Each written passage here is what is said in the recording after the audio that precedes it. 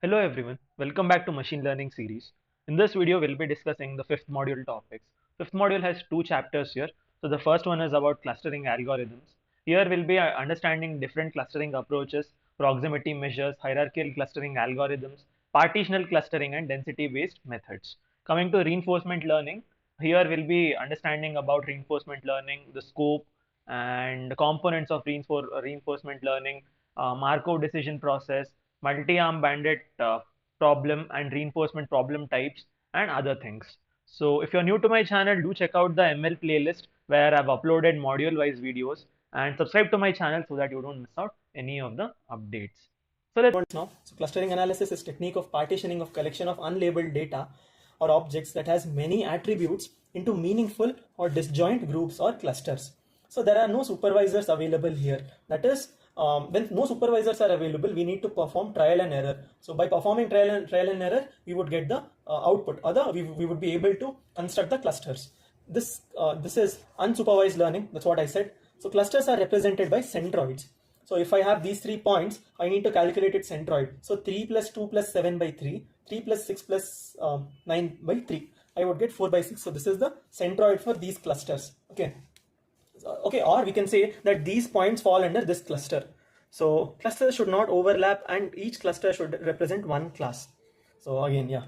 Then we have the difference between clustering and classification. So classification is supervised, whereas clustering is unsupervised. In clustering, we make use of unlabeled data. Here we make use of labeled data. Here no prior knowledge is required. Here prior knowledge or the knowledge of domain should be present. Here it results are dynamic. So depending on our wish, if we wish to do another iteration, then the values could change there. But then here, once labeled, it can't be changed. So this was about the difference. Elaborate it and write. So then we'll look into the applications. So grouping based on the customer's buying patterns. So that could be done in clustering. So information retrieval, identification of genes that cause influence of disease, data compression, document indexing, and many other applications are there. Now we'll look into the advantages and disadvantages. Advantages are that clustering can handle missing data and outliners. So it can help classify and labeling unlabeled data. Semi-supervised algorithm use clustering analysis. So it is easy to explain and obtain and implement. So it is oldest technique in the statistics clustering. Now we'll look into the disadvantages. It is sensitive to initialization and order of input data. So often the number of clusters present in data have to be specified by the user.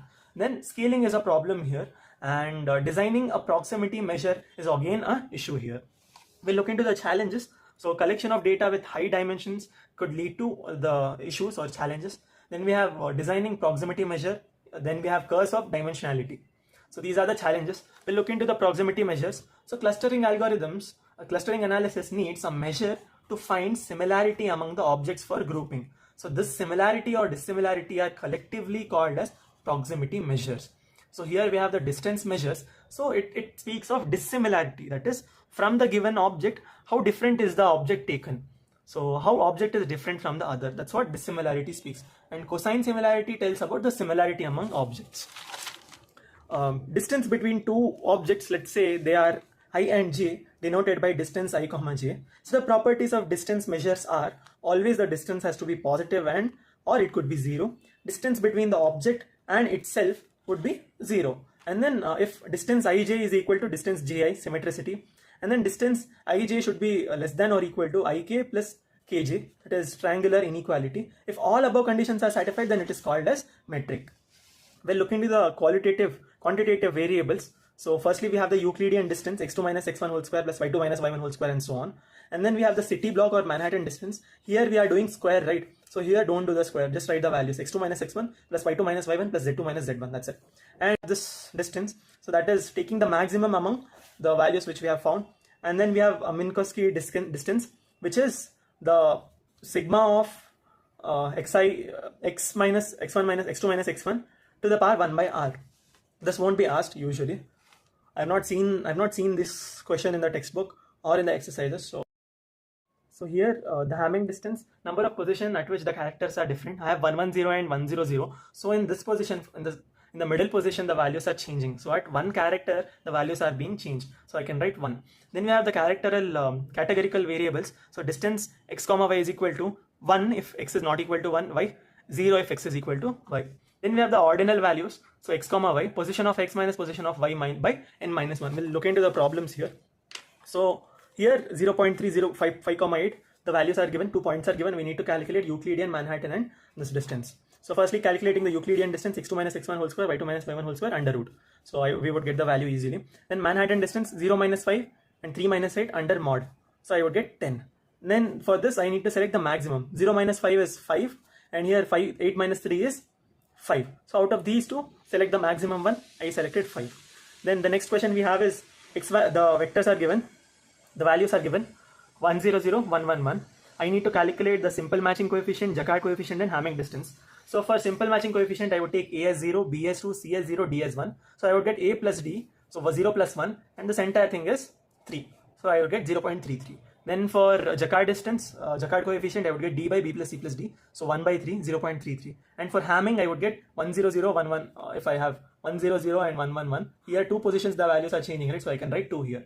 Then we have the cosine similarity. So the formula is sine of x comma y is equal to x dot y by mod of x into mod of y.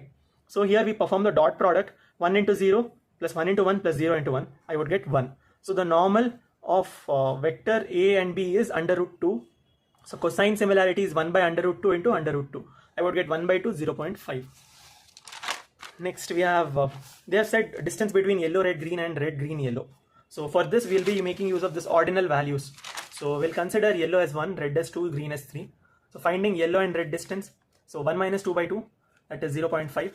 Then for red and green, I'll write 2 minus 3 by 2, 0.5. Then for green and yellow, I would get 3 minus 1 by 2, that is 1.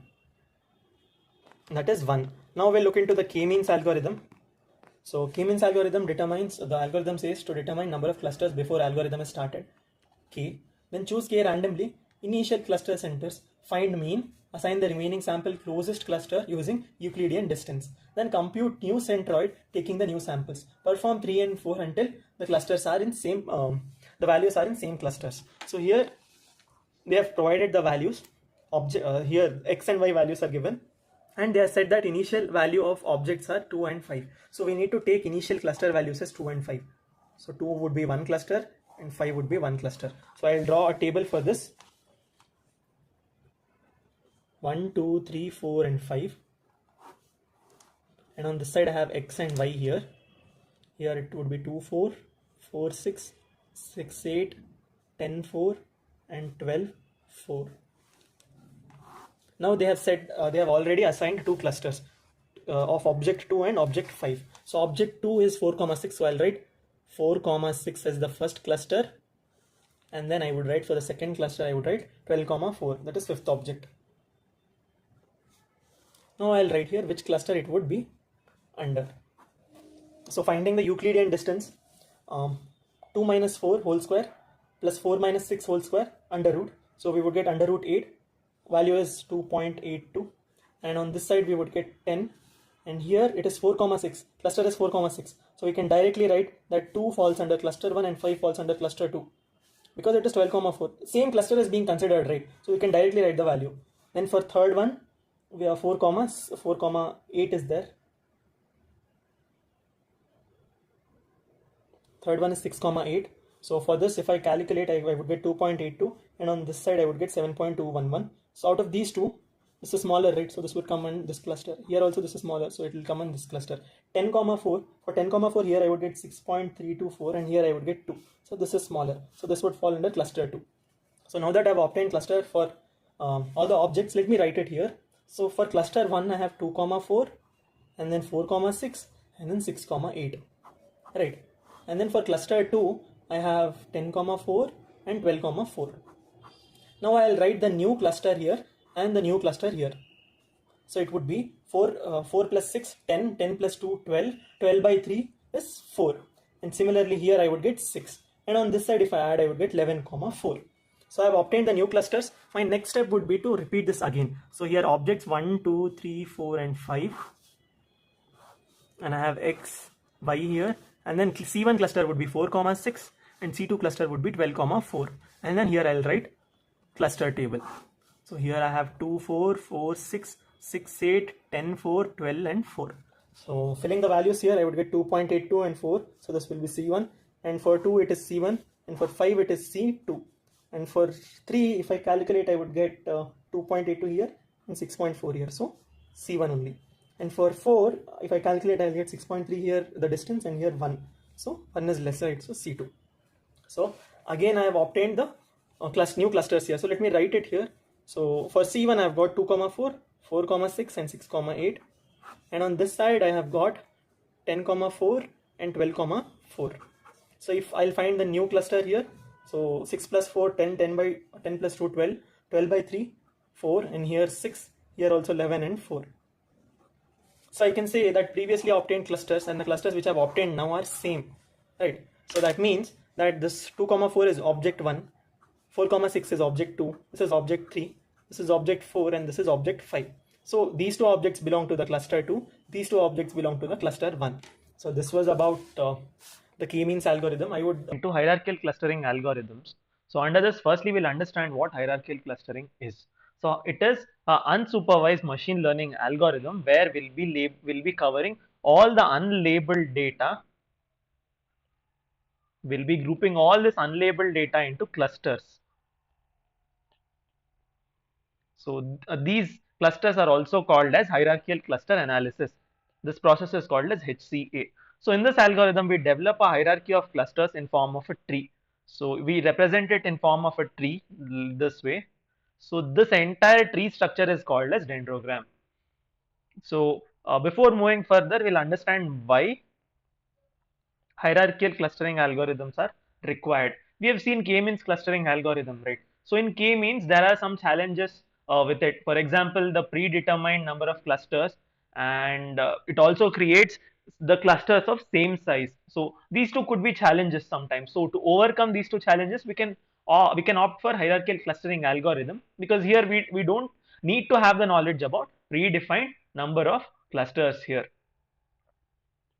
So further speaking, we have two types of HCAs. So the first one is agglomerative clustering and the other one is divisive clustering. Agglomerative is a bottom-up approach in which the algorithm starts with taking all the data points as single clusters. If you can see here, all the data points are taken as single clusters, right? And further they are merged together. Further they are merged together until one single cluster is left. Coming to divisive algorithm is reverse of agglomerative. Here it is a top-down approach. So from a single cluster, you are further splitting it ahead. So this PQRST is further split, and we get RST. We get single clusters, multiple single clusters here. So this is divisive, whereas the single clusters are clubbed together and we get one single cluster left. So this is the agglomerative clustering. So next we have a dendrogram. So dendrogram is a tree diagram showing hierarchical relationship between different data sets. That's what we have seen here. So it contains memory of HCA. Looking at this, we can tell how the cluster is formed. Either it is type 1 cluster or type 2 cluster. Here we have agglomerative clustering algorithm. So first we are placing each n sample or data instance into separate cluster. So we are taking all the data instances as separate clusters. Initially n clusters are there here. Repeat the following until single cluster is formed. So from step 2 it is repetitive. So we are determining two most similar clusters. Let's take these two, C1 and C2, as most similar. We are clubbing these two and forming a single cluster C12. Similarly, C3 and C4 are same, so we are forming C3 4. Similarly, C5 and C6 are same, so C5 6. Further, again step 2 is being repeated. These two are same, so we'll get C1 2 3 4, and C1 2 3 4 and C5 6 are same here. So further we can write it as C1 2 3 4 5 6. So this is a single cluster which we have obtained. Okay, so that's what the algorithm speaks of. I have explained it in a very simple way. Next, moving further, we have the agglomerative clustering techniques. So under this, there are three types of algorithms here. First one is single linkage, complete linkage, and average linkage. All these are very easy. By the definitions only we can understand. So single linkage or minimum algorithm will tell us by merging the clusters based on smallest distance between two nodes from different clusters. So here we are combining two nodes which are having the minimum distance. So it is related to the minimum spanning tree topic, MST topic. Next we have is complete linkage. In complete linkage, it is maximum distance. Okay, here distance is the largest distance between all possible pairs of two groups or clusters. It is used for merging the clusters. So here is the algorithm. Here is the formula. Next, third one is average linkage. In average linkage, we take the complete linkage and divide it by and take an average of it, divided by number of clusters which are being considered. Let's look into an example. We'll understand it further. So here we have table 13.4 which is given. We have to apply single linkage algorithm to this. Single linkage algorithm means shortest distance, MIN, right? So let's write objects, both the objects in XY directions, and the distance from each one. I will write it here. I'll calculate the distance here. Euclidean distance is being calculated. Previously we have seen how to calculate the Euclidean distance. So just write it down here. So after writing down, we have to find the minimum distance. That is, we can see that 3.606 is the minimum distance. Therefore, we can say that 1 and 2 items are clustered together. So 1 comma 2 is written here. Further, again calculate the Euclidean distance and again check which one has the minimum distance. So we can say that 1 comma 2 and 0 has the minimum distance. Thereby, we can club these two. Okay. Further, I have 0, 1, comma 2 and 0, 1, comma 2. Here 3, 4, 3, 4 are there. Further, finding out the Euclidean distance, we have got 10.6, 20.12 and 10.19. So we can say that 3 and 4 are having the shortest distances, minimum distances. Therefore, we can club these two. So it will be 0, 1, 2 and 3, comma 4. Here also 0, 1, 2, 3, comma 4. Here, yeah, 0, 1, 2, 3, comma 4. So we can say that items 3, 4 are merged here, and items 1, 2, 3, 4, 5 are merged. So the resultant, we are left out with this. So the computation of question mark here in the table 13.8 is not required, as no other items are left. So we can say that two clusters 0, 1, 2 and 3, comma 4 are merged here. So if I have to depict this on a dendrogram, you can see here I have 0, 1, 2. So 0, 1, 2 are clubbed and 3, 4 are clubbed together. So this is single linkage. Speaking about the complete linkage means we are taking the maximum distance. So again, further in maximum distance, here instead of taking 3.606, take the largest distance, that is 27. So 0 and 4 would be clubbed first, and the process is same for other steps also. So complete linkage, that's how it works. Next we have is average linkage. So in average linkage, the average value is computed between cluster Ci, comma j. Okay, so again it is also very simple. In exam they can ask single linkage or they can ask complete linkage for 7 to 8 marks. So do check that out. Next we have is the mean shift clustering algorithm. Mean shift clustering algorithm is a non-parametric and hierarchical clustering technique. So here it is also known as mode seeking or sliding window algorithm. So here we have to specify a particular bandwidth. So depending on this bandwidth only, further the operations would be carried out. So here we need not require any prior knowledge of cluster count or shape. So here we move towards high density regions. High density regions in data by making use of kernel function. Kernel function could be the Gaussian window.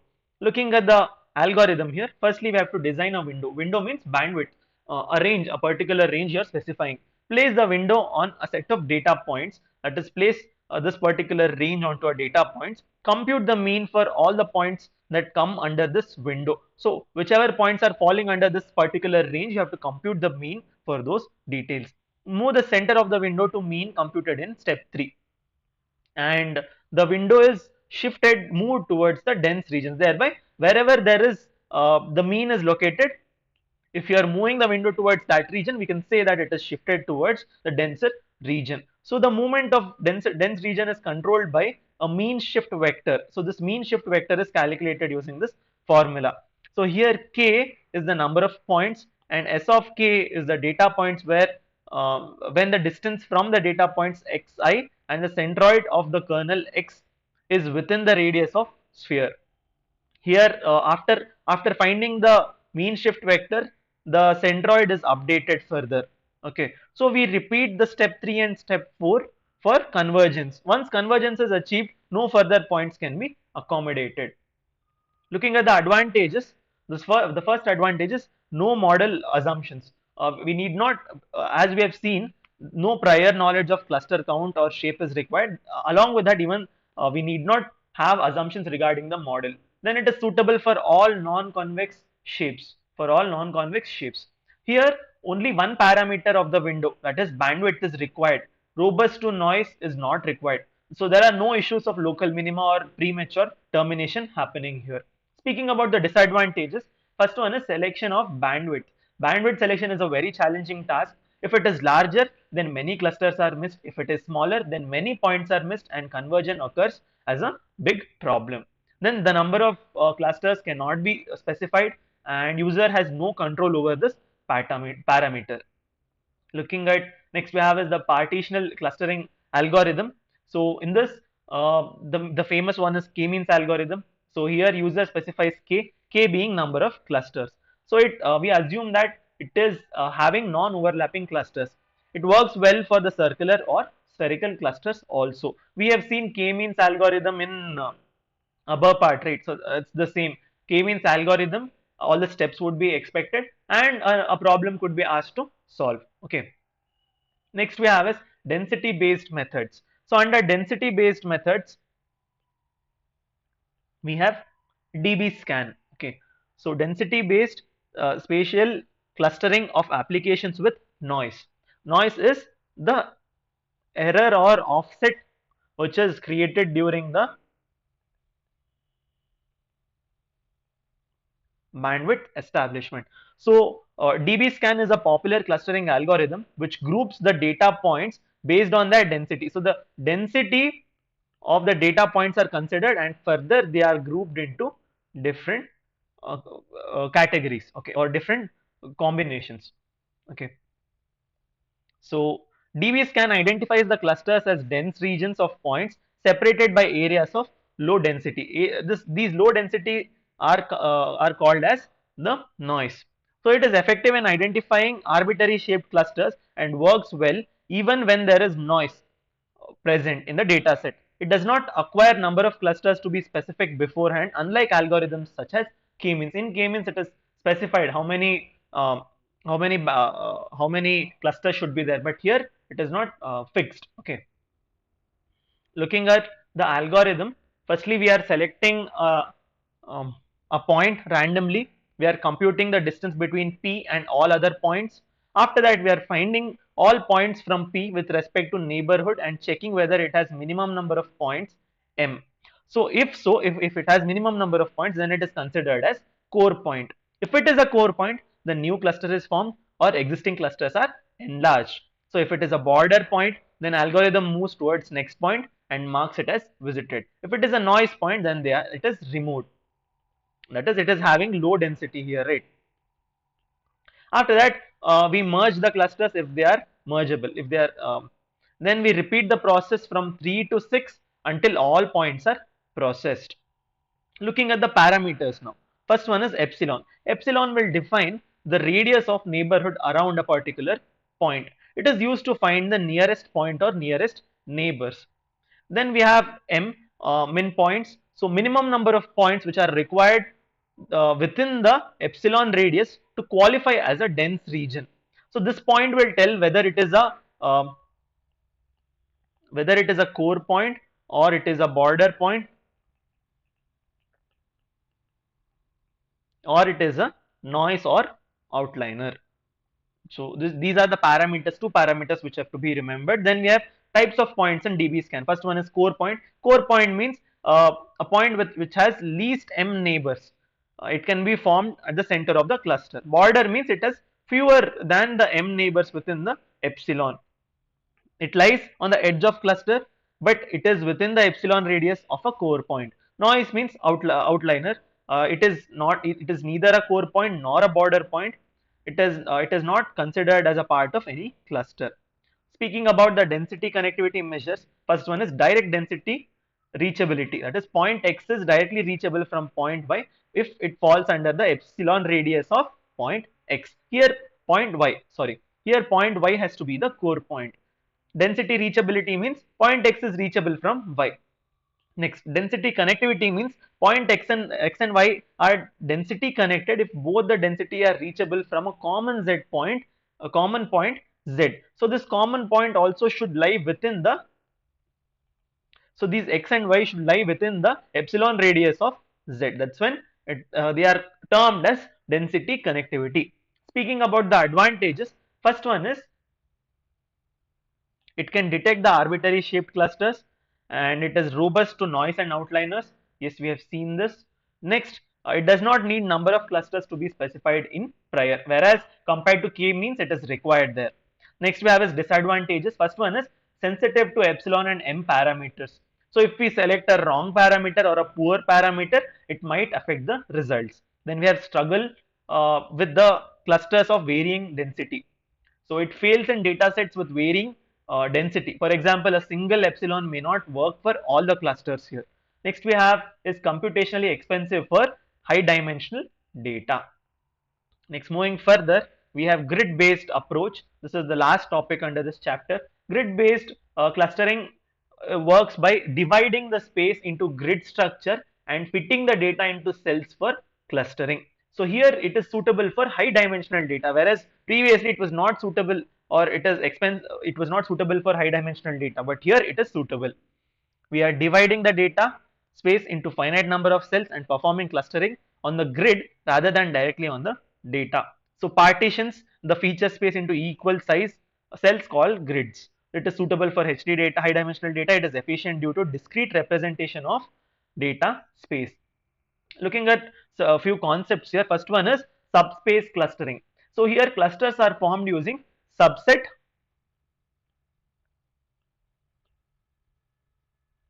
of features which are also called as dimensions rather than all the attributes. So here the subspace clustering is useful for high dimensional data like gene analysis or gene expression analysis and all the other things. Next we have CLI/QUE, that is clustering in quest. So this is a widely used or a very popular algorithm used for grid based subspace clustering purpose. Next, we have the concept of dense cells. So here the CLI/QUE partitions the dimensions into particular fixed size intervals which are called as cells. So here each cell is a dense if the data point density exceeds a particular threshold, data density threshold. So here dense cells are merged to form clusters further. Looking at the algorithm for dense cells, firstly we define a set of grid points and assign the given data points on the grid. After that, we determine if the particular points are dense and spare cells. If the number of points in cell exceed the threshold value, then they are categorized as dense cells. If not, spare cells are removed from the list. Further, we merge the dense cells if they are adjacent to each other. Then we form a list of grid cells for every subspace as output. Next, we have the algorithm here. First, we identify the dense cells by making use of this algorithm. After that, we merge the dense cells if they share similar interval. After that, we generate the a priori rule to generate the k plus 1th cell for higher dimension. So here from because we are dealing with the high dimensional data, we are trying to obtain the precision for this particular method. Okay, so we check whether the number of points cross the threshold or not. So this is repeated till there are no dense cells or new generation of dense cells left. Next, this was stage 1. In stage 2, we are merging the dense cells into cluster, which is carried out in each subspace using the maximal regions to cover the dense cells. After this, the region is a hyperrectangle where all cells are falling into. Then maximal region will try to cover all the dense cells to form clusters. We can say that in step 2, the algorithm starts forming dimension 2 and starts merging. This process is continued till nth dimension. Speaking about the advantages, first one is it is insensitive to input order of objects. Next, we need not have any pre-assumptions about the data distribution. Then we can find the high density clusters in subspaces. Speaking about the disadvantages, so we have covered all these advantages. Speaking about the disadvantages, it requires turning of grid parameters. For example, the grid size density threshold, which becomes very difficult. Then finding the optimal threshold is again very challenging here. So these are the advantages and disadvantages. Yeah. From exam perspective, they may not ask about grid-based approach or density-based methods, but it is suggested to know the algorithm, to know the concepts, at least theory concepts, because there are no numericals here. Just keep them in mind. And this was about chapter one. Let's move into chapter two now. Start with the chapter two of fifth module. So under chapter 2, we'll first learn about overview of reinforcement learning. What is reinforcement learning? It is a type of machine learning method which mimics how humans and animals learn from the experience. So it is learning from the environment by making use of rewards. Here we know that humans will interact with the environment, they receive a feedback, and by this feedback only they adjust their behavior. For example, if I touch fire, first time I'm touching fire means I'm interacting with the fire environment, and by touching the fire, my hand starts to burn or I have burning sensation. That is the feedback. This feedback could be positive feedback or it could be negative feedback. Depending on this feedback, I will further take care, or from this experience, I'll further adjust my behavior accordingly. For example, if there's fire, the next time I may not touch it. That is the basic, simplest example. Okay. Speaking about how reinforcement learning works in machines, so we make the machine learn about the actual environment here. We simulate the real world scenarios for a computer program, that is a agent, to learn by trial and error method. So these agents will execute different actions. Either it could be having positive rewards or negative rewards. Depending on the rewards, we'll further deal with the experiences. We'll further optimize it. Okay. So every reinforcement learning has certain components. Okay. First one is agent, environment, state, action, reward, policy, and value function. We'll understand all this in the further slides. So speaking about the scope of reinforcement learning, it is well suited for decision making problems in dynamic and uncertain environments. If you consider a grid game, for example, here the start node is E and the goal node is G, and game is to find the shortest path from start to goal. So here you're not fixed with a particular decision, right? So each and every time when you travel across all the paths, you come across a particular solution, and further you adjust to the changes here, right? So this was about the scope of reinforcement learning. Here we'll discuss about the situations where reinforcement learning can be used. For the first one is path finding. As you can see here, it could be used in navigation, it could be used in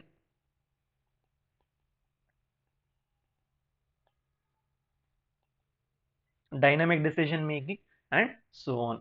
Let's look into the characteristics. First one is sequential decision making. So in reinforcement learning, decisions are made in steps. Okay. So and each step will have influencing the further choices. For example, if you take E to F, E to F, the path would be longer. Thereby, from E to F, this particular step, I'm cancelling this. So by taking this turn, it could lead to failure. That's what I've understood. Next, we have is delayed feedback. So here, rewards are not immediate. Not They are not always immediate. That is, the agent may take multiple steps before receiving the feedback here. Next, we have is interdependence of actions. So each action will affect the next set of choices. Meaning, if I take a wrong move, it can have long-term consequences. And then we have time-related decisions. So here actions are taken in a specific sequence over time. So it is again affecting the final outcome. Looking at the challenges now. First one is reward design. So setting the right reward values is very important. If we are not designing the rewards properly, they might lead to undesired behavior. Next we have is absence of a fixed model. Sorry. So some environments like chess will have fixed rules, but many real world problems may not have fixed rules, right? They don't have predefined models here. So thereby it is again a challenge. Then we have partial observability. That is, some environments like weather prediction will involve uncertainty because complete state information is not available here.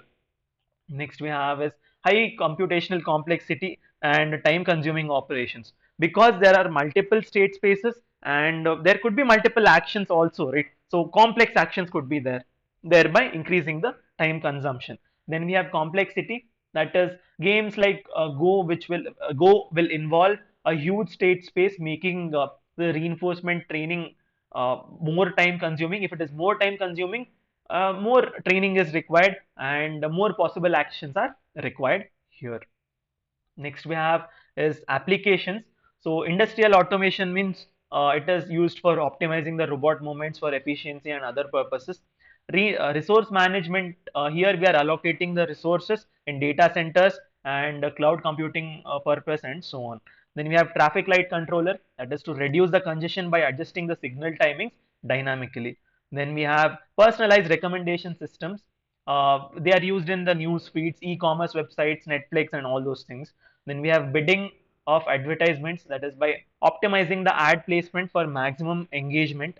Customized applications, again self-understood. And then about driverless cars, autonomous vehicles, we are training the self-driving cars to navigate properly. Then chess, games like chess, Go, Dota 2, and all the other things. So here we make use of AI models, which are used, which use the reinforcement learning to master the complex games. Then we have deep mind applications, which are used to generate programs, images, optimize machine learning models, and so on. We have is reinforcement learning as machine learning. So firstly, we'll understand reinforcement learning, which is a specific part of machine learning. Further, in machine learning, it is differing from the supervised learning. We'll understand how it is differing. Okay. So first main thing is, in supervised learning, you make use of labeled data, whereas in reinforcement learning, we learn through the environment, right? Making the decisions which are based on trial and error purpose. Here no supervisor is required and labeling the dataset initially and label dataset initially, whereas here there is a supervisor and label data is present. Here decisions are dependent and here decisions are independent based on an input given by the training phase. But here, upon the trial and error method, the decisions are varying. Next we have is the feedback. Feedback is non-instantaneous here and it is delayed by time. Here the feedback is instantaneous. Here the agent action will affect the next input data, whereas here it is dependent on initial input or the input given at the starting. Here there are no target values. Here the target class is predefined. Here example is all these games which we have explained, and here it is the classifiers. Comparing with the unsupervised learning, so mapping from input to output is present in RL, whereas in unsupervised it is not present. Getting constant feedback from the environment. In step 1 you did something, you got a feedback from the action, you got a feedback. This is further used and further we perform the trial and error, whereas here there is no feedback system available. So moving further, we have components of reinforcement learning. So these are all the basic components. First one we have is agent. Agent means decision maker. It could be the self-driving car. It could be the robot or um, uh, any other device which is designed to perform a particular operation. Then we have environment. Environment is the external world where the agent would be reacting. For example, a car, for example, the road here, or the traffic. For a robot, it could be the game board, or it could be a room, or anything. What is a state? State is represented by S. So state is a representation of environment at a specific time.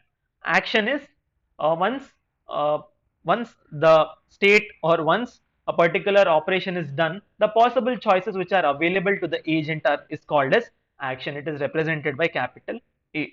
Then we have reward.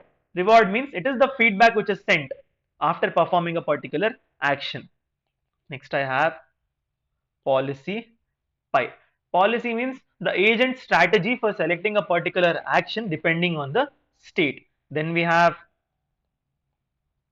episodes. Episodes will tell us the sequence of state, action and rewards from the start state to the goal state. So these are all the components which are essential for the reinforcement learning. Next I have policies. Policy role of algorithms is called a policy in reinforcement learning, and policy will map the state to particular action. So policy is the strategy used by the agent to select a particular action. Under policy there are two types. First one is deterministic policy. Deterministic means we are pre-mapping it. Okay, so always we are mapping a state to same action. Okay, then we have the stochastic policy. Here it gives a probability of taking an action in a given state. So here we are calculating the probability of choosing an action in state S. Okay. So what is the how do we select the best policy? The optimal policy is the one which maximizes the cumulative expected rewards. So depending on the rewards, we can select the policy here. Next, what is a reward? The environment immediately delivers a reward after the execution of a particular action. So that is what is the basic definition of reward, right? So here again rewards are of certain types. First one is immediate reward. Immediate reward means instant feedback. Then we have total reward. Total reward G, it is the sum of all rewards which are collected during a particular episode, this one. And then we have long term reward. Long term reward is cumulative future reward. So we are also including the future reward which is expected and then performing the addition or calculation here. Yeah, speaking about long term reward, so it is the total future reward which is the sum of current move reward and all other moves rewards till the end of a particular episode.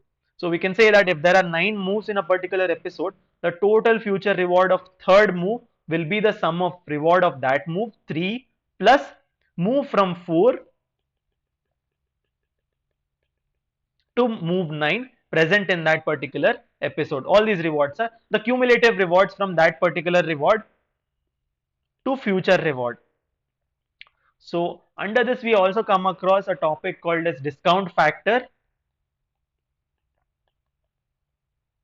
represented as gamma. So discount factor here, to prioritize the immediate rewards over the distant ones, we make use of this gamma. Okay, discount factor. So if gamma is equal to 1, we can say that agent considers all future rewards equally.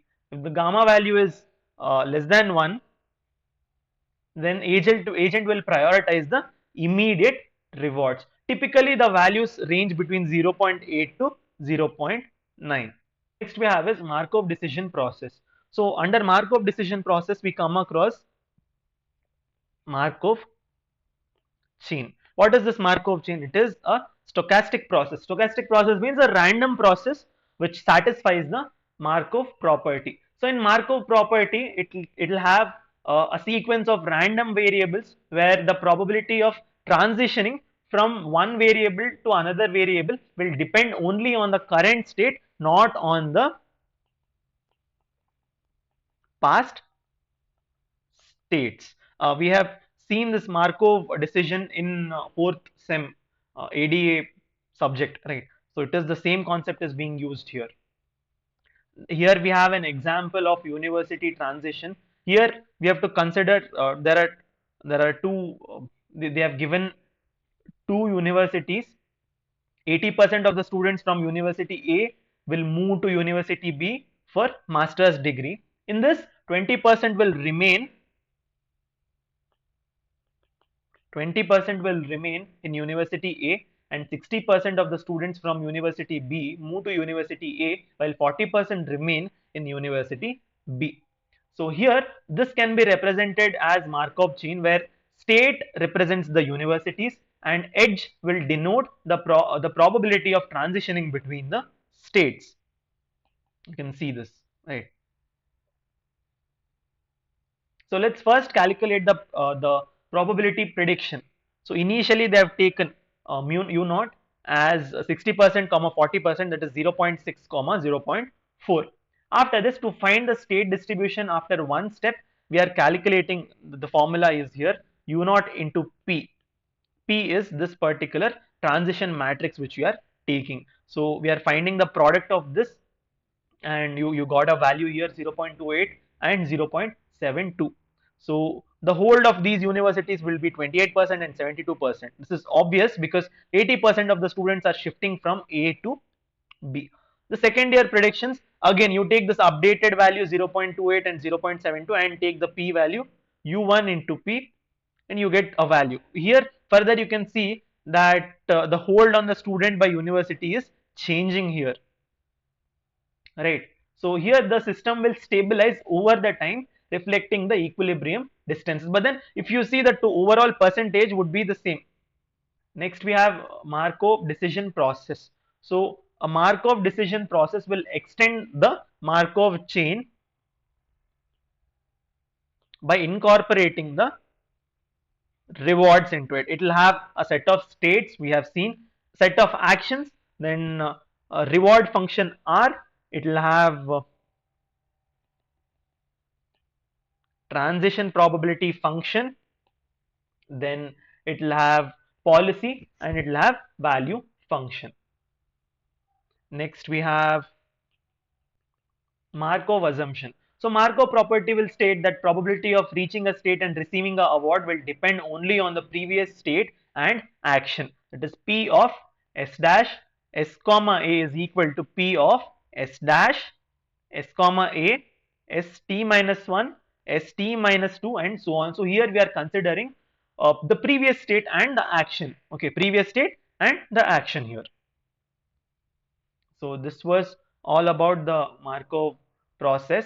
Next we have concept called as multi-arm bandit problem and reinforcement problem types. So we'll first look into the multi-arm bandit problem. Here it is a very commonly encountered problem, and consider a hypothetical casino with a robotic arm, and this robotic arm will activate 5-arm slot machine, where once a lever is pulled, the machine will return a reward. Reward could range from $1 to $10. Okay. So here the challenge is that each arm will provide reward randomly within this range. Speaking about the objective here, we have limited number of attempts. The goal is to maximize the total number of reward by selecting the best lever out of the 5-arm slot machine. So here we can make use of a logical approach to determine which lever will have the highest average reward and use it repetitively. So here we have the formalization. So suppose let's say that there are k attempts here on n armed slot machine.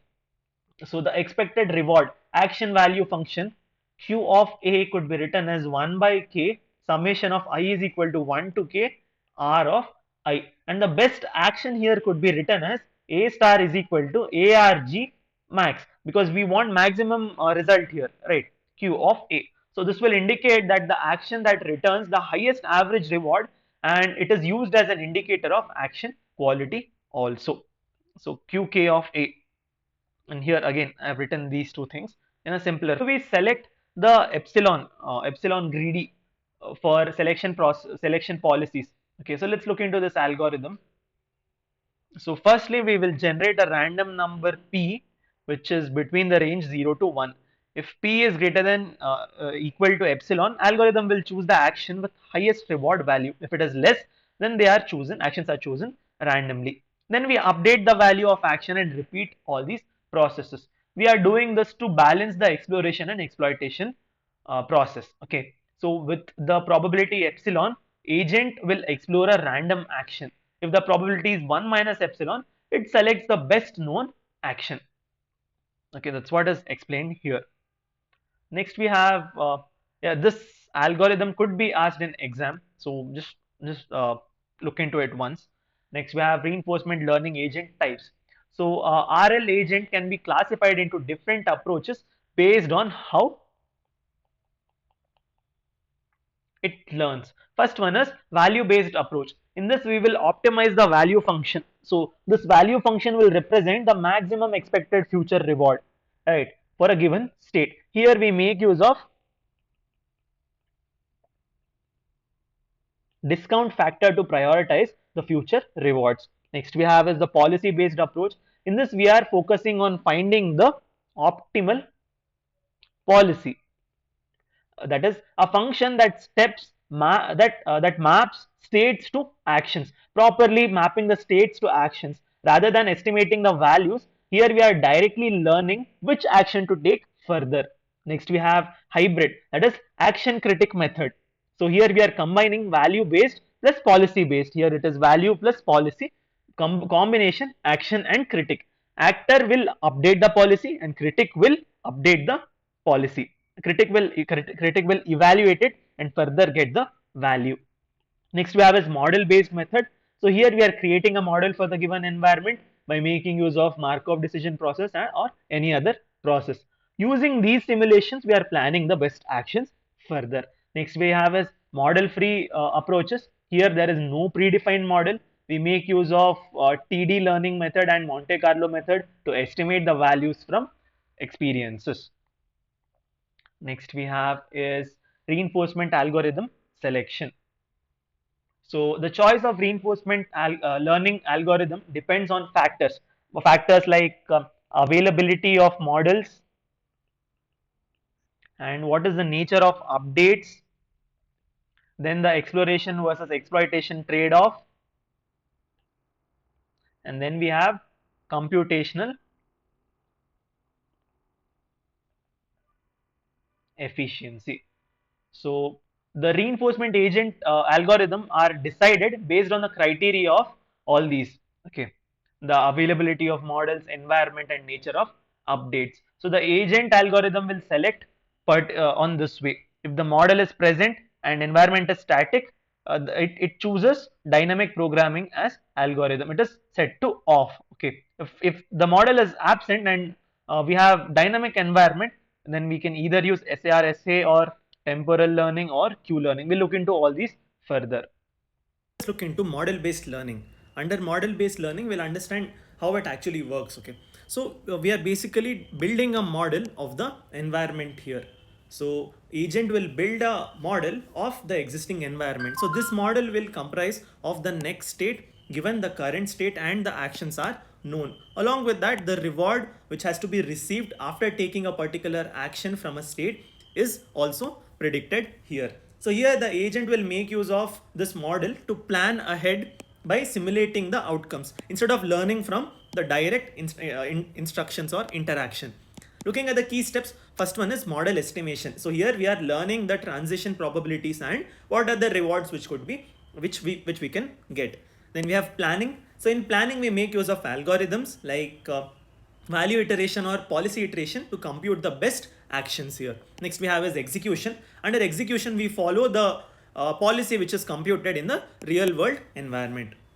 So our primary objective is to take an action that transitions the system from current state to end state while maximizing the rewards. So here we have to obtain maximum rewards. Okay. So these rewards could be either positive rewards or negative rewards. So our goal is to maximize the expected rewards by choosing optimal policy. Optimal policy means for all possible values of S at time t. So here this is what optimal policy stands for. Okay. Next we have agent. So agent in reinforcement learning has multiple courses of action for a given state.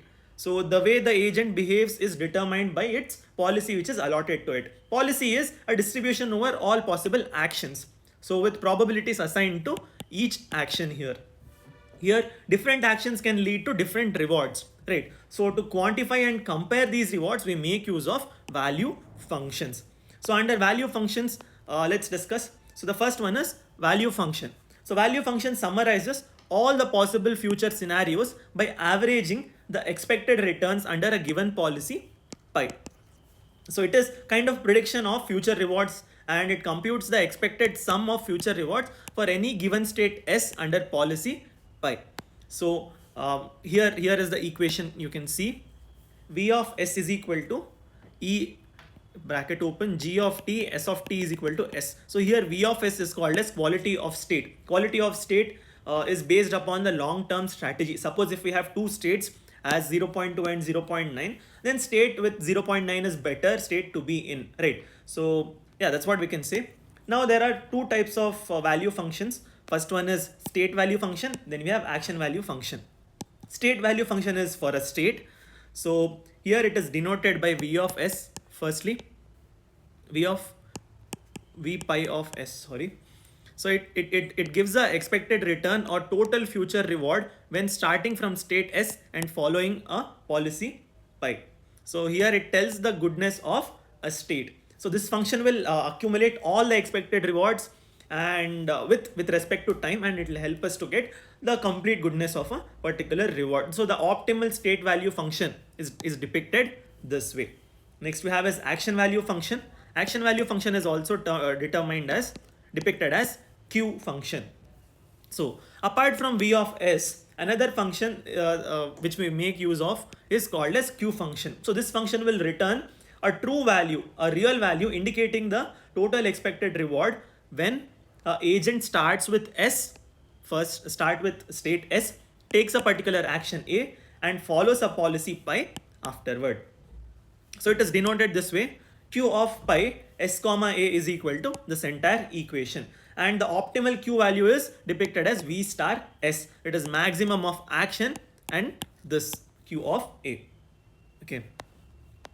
Next, let's look into the algorithms for solving reinforcement learning problems using conventional methods. So first one we have is value iteration. So under value iteration, it is a dynamic programming method where we dynamically iterate value function V of S and update it till we get the optimal function V star, till it converges to the optimal function V star.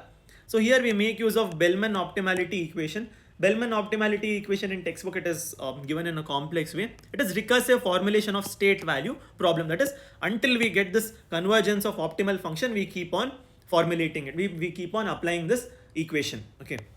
So here we have the value iteration. So value iteration will estimate V star in terms of steps as from V1 to V2 to V3 and so on. So the algorithm for value iteration is given as follows. So first we initialize V of S, that is arbitrarily we take V of S as all zeros. At each iteration k plus 1 for all states S belongs to capital state S. So we iterate this until we get for each state this V of S. We keep on updating the value of V of S by making use of Bellman equation. That is what step 2 speaks about. After that, we repeat until the changes are negligible. So that means step 3 is also done, and this keeps on happening until it converges to V star S, and the final policy which we obtain is this. Next we have policy iteration. Under policy iteration, it comprises of two main steps. So the first step is policy evaluation, and then we have policy improvement. Policy evaluation means we take for any given policy pi, algorithm starts with V of S is equal to 0. That is, no reward is there here. And we make use of Bellman equation to get V of S value. And the process continues till we get the optimal V of S. That is, we are evaluating continuously to get the optimal V of S value. Okay. Speaking about policy improvement, here the policy improvement, first we evaluate the current policy by making use of policy evaluation, and we check if it is optimal policy or not. Then we solve the Bellman equation for current policy and obtain V of S. After that, we improve the policy by applying greedy approach here. We repeat this process until we get the optimal policy.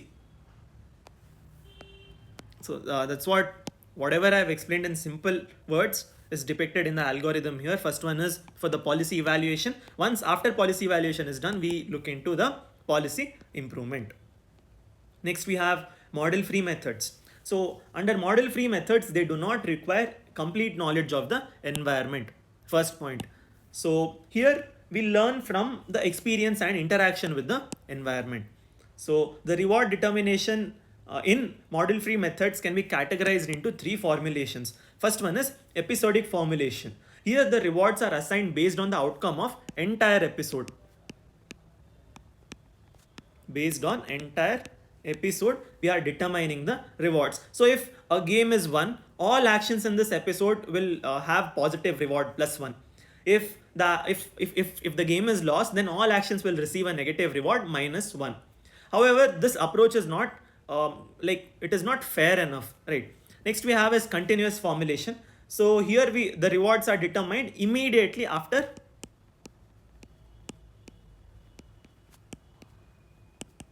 a particular action has taken place. Next we have discounted returns. In discounted returns, it is long-term rewards which are used as a discount factor. So this method is used in reinforcement learning algorithms mostly. Okay. So model free methods can be classified into two following techniques. First one is MC method, Monte Carlo, and then we have temporal difference TD learning. So let's look into Monte Carlo first. So MC method does not assume any predefined model. Again, it does not require any predefined model because it is model-less. It runs or it works based on the experience. Okay, so it is purely experience driven. So this approach is similar to how humans and animals learn from their interactions with the surrounding environments, right? So here we have, first it starts with experience, then it goes to episodes. From episodes, it is further transitioned to the sequence of state. Then we have in the state, it ranges from the start state to the end state. Then value action function episode must terminate. Speaking about the different characteristics here, first one is episodes must terminate. So regardless of the starting point, episode must reach an end point somehow. Then the value action functions are computed only after completing a particular episode, making a Monte Carlo an incremental method here.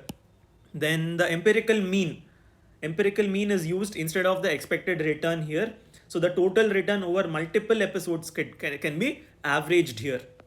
Next we have the mean value of state. This is the formula.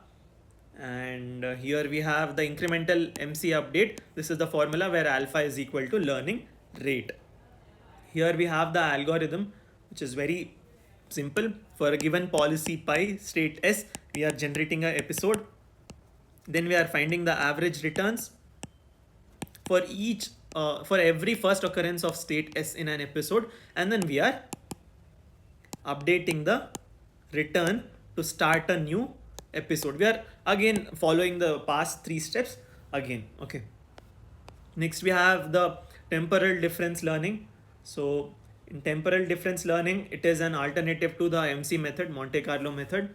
So here it is again a model free technique where we learn from the experience and interaction with the surrounding environments. So compared to MC, it is easy to understand and it does not exploit the Markov principle, whereas in TD method, it exploits the Markov principle. In MC, it does not require termination and episode, but then it requires termination and episode, but then here it does not require termination. Speaking about the characteristics, first one is bootstrapping method, which means the updates are happening based on the current estimate and what could be the future reward. Next we have is incremental update. So if you look at MC, here we don't have to wait till the end of a particular episode. So here TD will update value at each step. It is more efficient compared to the MC method, and it is used for non-stationary problems also. For environments where the conditions are changing over time to time, in such dynamic environments, we can make use of the TD method. So TD method, here is the algorithm. It is again very simple. Let's go through this. Next we have is Q learning algorithm. So Q learning is a off policy method because Q is updated based on the policies that are implicit to Q, and it is better guaranteed for maximum returns. Q indicates the quality here. What is Q value? Q of S comma A, we have encountered this previously, right? So it is a numerical value which is assigned to state value pair. That means a value of the action that is performed in a state S. So in order to perform this, we need certain information, necessary things. So the first one is the start state, then we require the action, we require a reward, and we require a new state. Along with that, we also require a table called Q table, which is constructed and filled with initial random values. So here there are two policies. First one is learning policy, and then we have update policy. Q learning is done by methods like greedy, softmax, and softmax plus. So this is the update mechanism where we make use of TD learning and Bellman equation to update the value. Here we have the algorithm. So let's understand the algorithm. First we initialize. Let me write it in simple way here. First we initialize a Q table. So we create a Q table Q of S comma A, and we fill the random values here or zero values here. After that we set parameters here. That is learning rate alpha. It has to be typically between 0 and 1. After that, the discount factor gamma, it should be close to 1. And then the exploration exploitation trade-off strategy, for example, the greedy policy, epsilon greedy policy, all those things are, all the parameters are set here. Okay. Then after that, we repeat for each episode. We start with the initial state S here firstly, and after that we repeat the process until we reach the termination state. So here we are choosing an action firstly, A, by making use of the exploration strategy. Then we are performing action A, observe the new state S dash and reward R, sorry. Then we update the action value, update the Q value by making use of Bellman equation. This is the Bellman equation. We are continuously doing this. We are setting S is equal to S dash, and again by following this particular step. So we are continuously doing this until we reach the terminal state S. Okay. So once convergence is reached, Q value becomes stable. So this process will help us to learn the optimal Q values, which will guide us to take actions and maximize the rewards.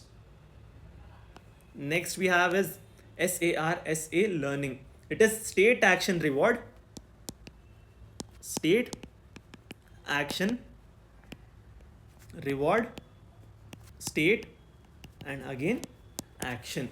So SAR/SA. So it is a basic episodic formulation. It works upon the formulation of episodes and the discounted factor.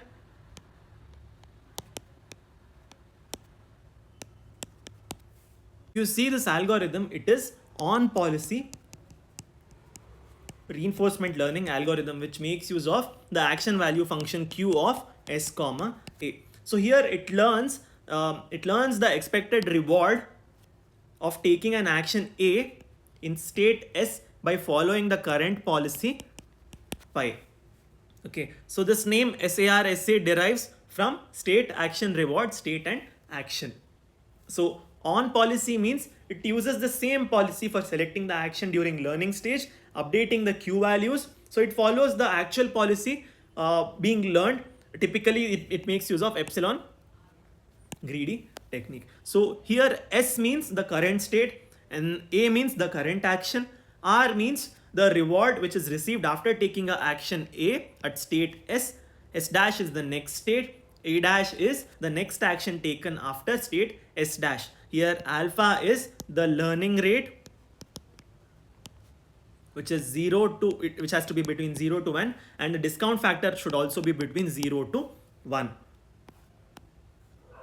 So here it is based on the estimated optimal action. So here we are taking the optimal action consideration. Then ideal rule for updating, this is for the updation process, and here also in terms of reward also you can update here. Yeah, looking at the algorithm, we'll understand this algorithm in a pretty simpler way. Firstly, we are initializing q of s comma a, which is equal to 0 for all arbitrarily for all s and a. After that, we are repeating the below processes. Firstly, we initialize state s, then we choose an action a by making use of epsilon greedy policy. Then we then we get a new state s of I plus 1, and we observe the reward r of I plus 1. So this s of I plus 1, r of I plus 1, you generate those values and further use it here. Okay, then we update the action value function equation 14.28. So this equation you are updating after finding out the values, right? So after that, we set the s is equal to s dash and a is equal to a dash, or s plus 1 and a plus 1. So here we continue until s is the terminal here. So if s dash is the terminal node, then start a new episode, else repeat the above steps. So SAR SA will update the Q values based on the actual action which is happening. Whereas in Q learning, it was off policy, right? We just made use of greedy action for the next state here, right? So we can say that the behavior of this SAR SA is safe learning, whereas coming to the Q learning, it is off policy, so it is optimistic learning. Okay. So here we come to an end. In exam, they can ask us to explain the steps, explain the algorithm. Either it could be the Q learning or SAR SA. So if you have any doubts, do let me know in the comments, and check out the other videos also. Module 1, 2, 3, 4, 5 have been covered, and the notes are available in description. Do check that out. Important questions video would also be updated soon.